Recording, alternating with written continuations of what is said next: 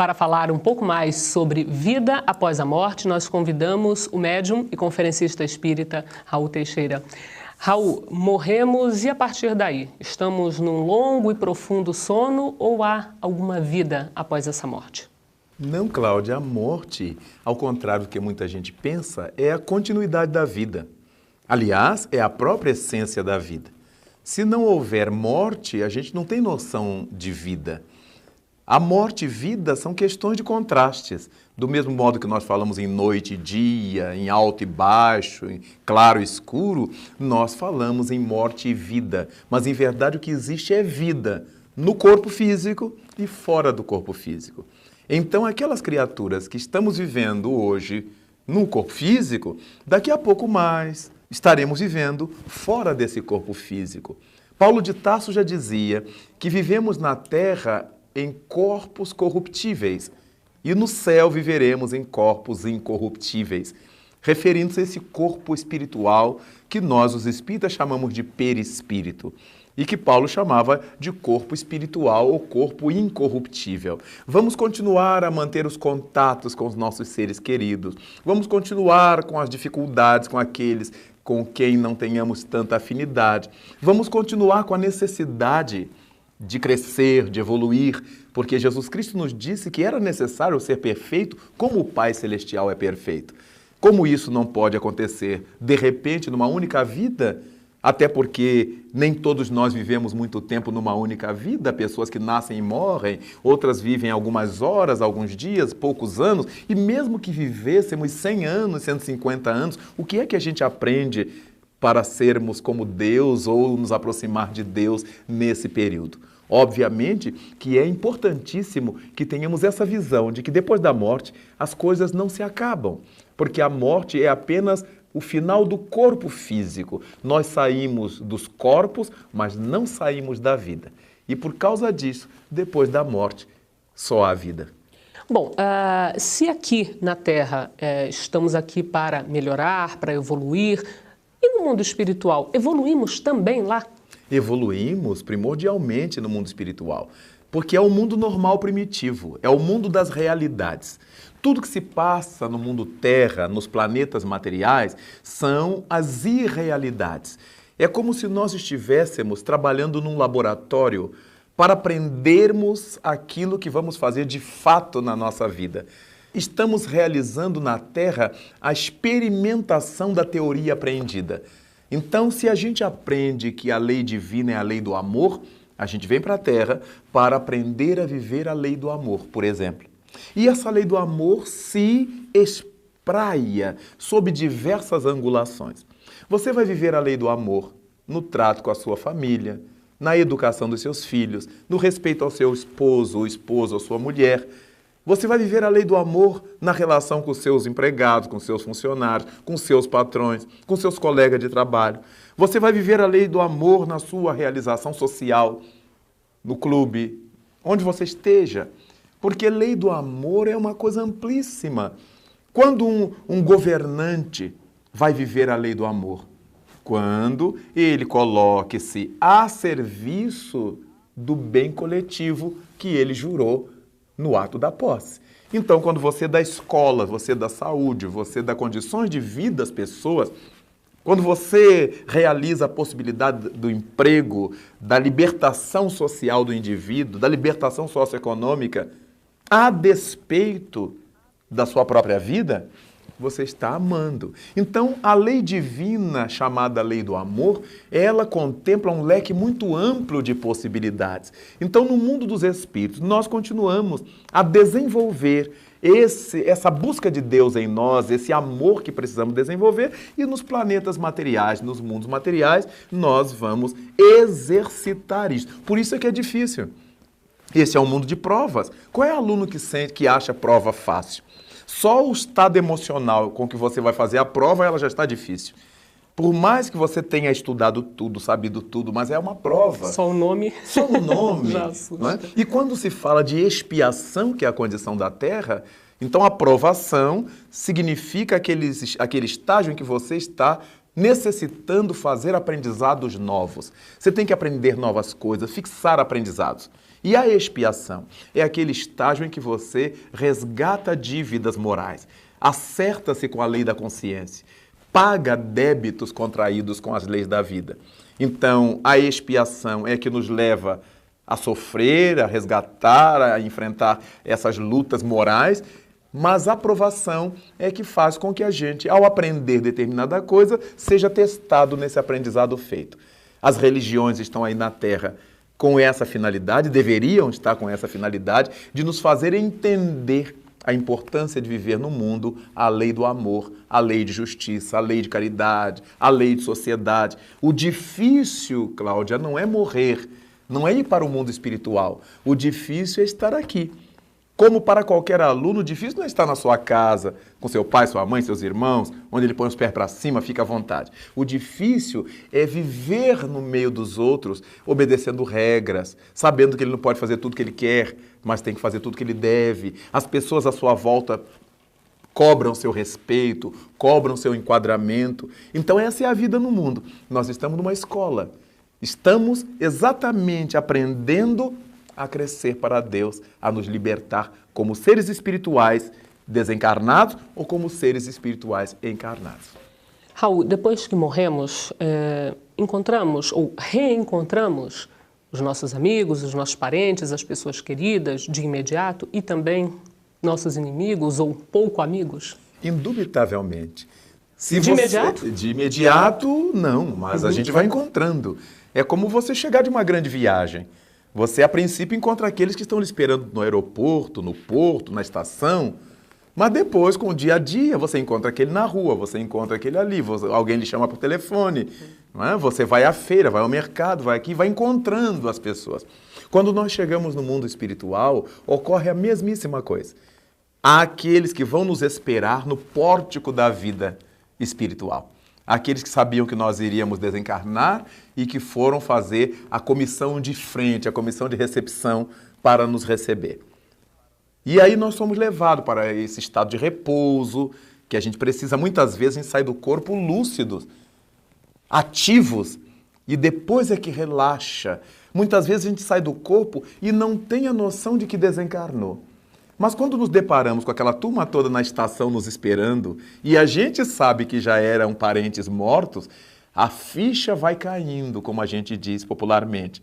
Nós vamos nos assenhoreando da realidade. E esses nossos seres queridos vão tratando de pouco a pouco nos informar, nos confirmar que nós já não fazemos parte da vida corporal.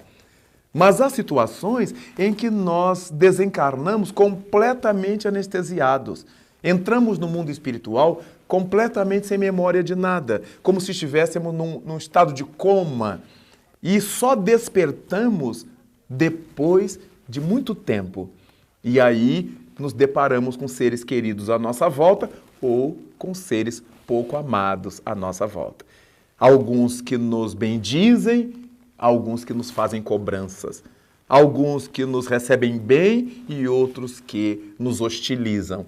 Isso em função da nossa sementeira deixada no mundo. Há intrigas no mundo espiritual? Muitas intrigas no mundo espiritual. Porque uma coisa interessante é que nós não somos o corpo. Nós somos o ser espiritual e usamos um corpo para habitar os planetas materiais. Um corpo físico. E no mundo dos espíritos nós viveremos num corpo energético, num corpo fluídico, como a gente queira chamar. Num corpo espiritual. Mas aquela criatura que tem por costume fazer intrigas, fazer o tititi, elas continuam fazendo isto. É por isso que muitas entidades da sombra se aproveitam de encarnados invigilantes e começam a pôr-lhes na mente intrigas contra terceiros. E de repente, você não sabe por quê, começa a desconfiar mal de alguém. Dentro de você, aquilo é uma realidade. Como se tivesse nascido de você aquela certeza, quando ela está sendo recalcada, induzida, inspirada por entidades intrigantes, entidades fofoqueiras, diríamos assim. Então, o indivíduo não se santifica porque saiu do corpo. O indivíduo não vira santo, não fica um anjo porque morreu. Nós saímos do corpo, repito, mas não saímos da vida. E desse modo, aquilo que a gente desenvolvia aqui, nós vamos continuar fazendo no mundo espiritual. Há uma grande diferença.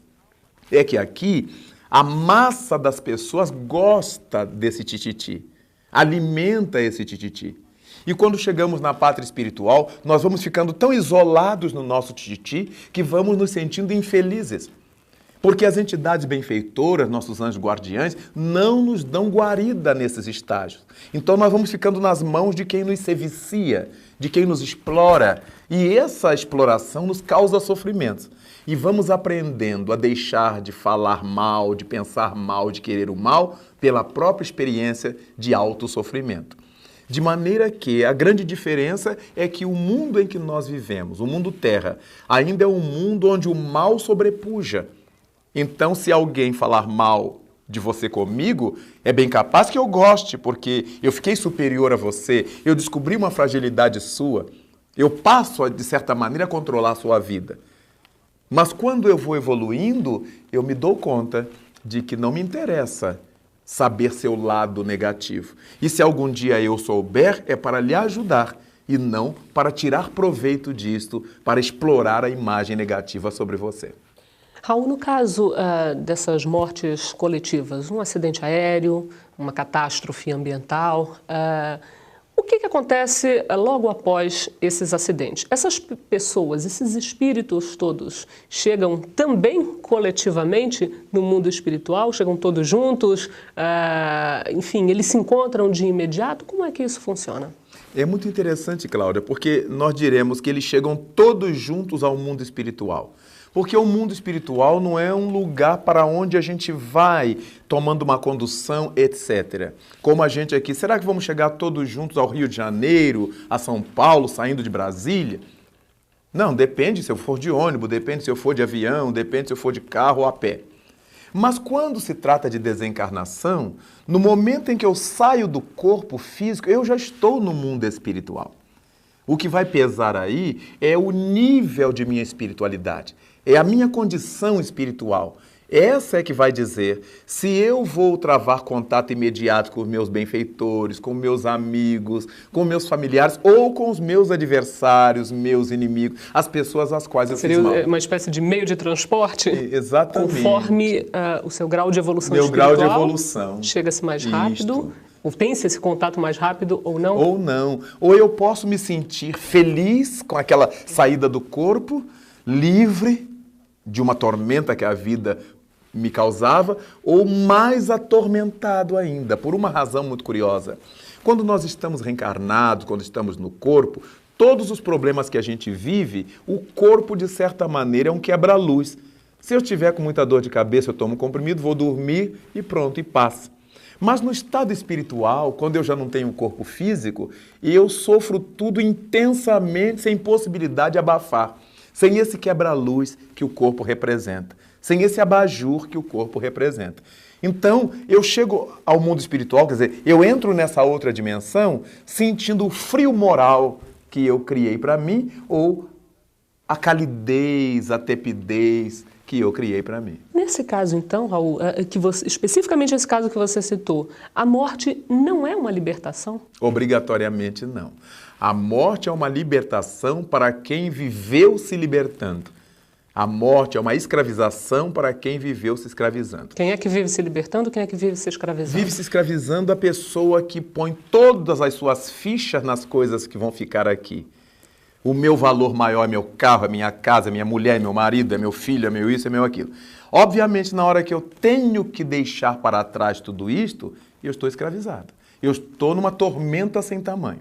Quando nós vivemos no mundo, usando as coisas, sem permitir que essas coisas nos usem, eu não sou escravo da minha casa. Eu adoro a minha casa, mas se eu tiver que ficar sem ela, eu vou ficar feliz do mesmo jeito, eu vou viver do mesmo jeito. Eu adoro o carro que eu tenho, mas o dia que eu não tiver, eu tenho minhas pernas, eu serei feliz do mesmo jeito. Essas são as pessoas que vão se libertando enquanto estão vivendo no corpo físico.